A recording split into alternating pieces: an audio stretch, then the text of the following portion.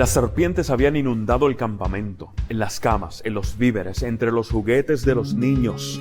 Estaban en todas partes y en su desesperación el pueblo de Israel va donde Moisés por ayuda.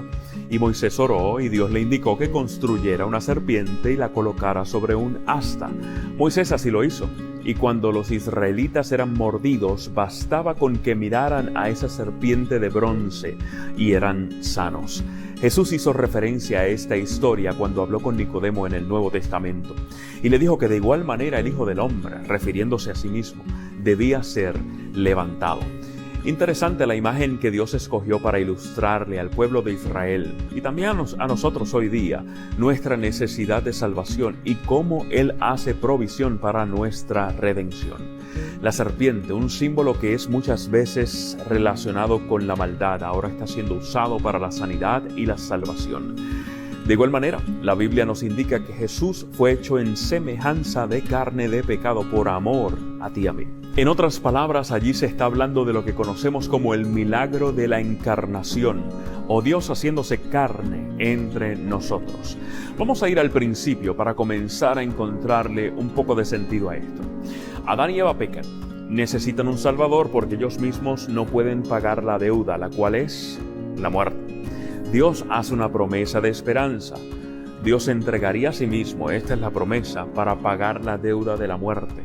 Y de esa manera vencería a Satanás, aunque sería un proceso doloroso. Desde allí, nuestros primeros padres, comenzaron a esperar eso que fue prometido. Cada cierto tiempo se debía matar un corderito como señal de las consecuencias del pecado y de cuál era el pago. Es por esto que Pablo nos dice que sin derramamiento de sangre no hay remisión de pecados.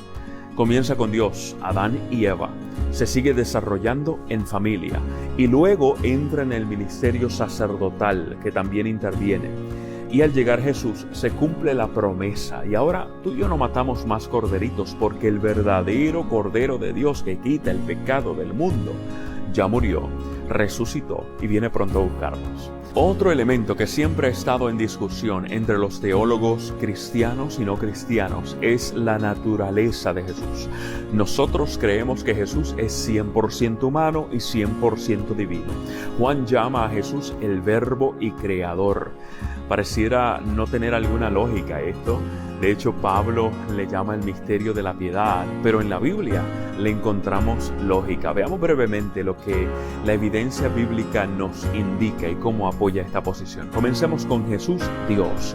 Lo primero es que encontramos a un Cristo que tiene atributos divinos, es omnipotente, es inmutable, es eterno, atributos divinos, pero también tiene poderes divinos, es creador, y no solo eso, sino que también perdona pecados. Sus nombres señalan su divinidad. Cuando le llaman Emmanuel, Dios con nosotros, o cuando entendemos que es Jehová mismo.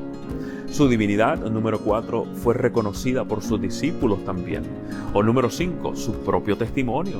Jesús se llamó a sí mismo el gran yo soy, o cuando indicó yo y el Padre uno somos. Adicional a eso se presume su igualdad en la Trinidad o con el Padre.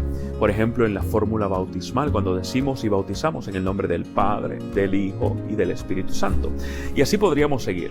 Pero mejor vamos a ver un poco de Jesús hombre. Jesús tuvo un nacimiento humano, tuvo un crecimiento sujeto a las leyes del desarrollo humano como cualquier otro niño. Fue llamado hombre en repetidas ocasiones. De hecho, Jesús se llamó a sí mismo el Hijo del Hombre al menos 77 veces, por lo menos las que fueron registradas. Y la otra evidencia es la presencia de sus características humanas que no podemos negar. Jesús tuvo hambre, se cansó, tuvo sed, lloró, se regocijó, sintió, etc. Podemos concluir entonces que no se trata de que Jesús era solo hombre o solo Dios. Tampoco que era un 50-50 hombre y Dios como los dioses de los griegos, que presentan un hombre con superpoderes o un Dios con limitaciones humanas. Lo que la Biblia nos enseña es que Jesús fue 100% hombre, 100% Dios. Ese es el misterio de la piedad. Esta combinación, que de hecho se trata de un Dios asumiendo la naturaleza humana y no al revés, es evidenciada en diversas partes de la Escritura. Esto se da porque solamente un Salvador divino humano podría pagar y erradicar las consecuencias de nuestro pecado.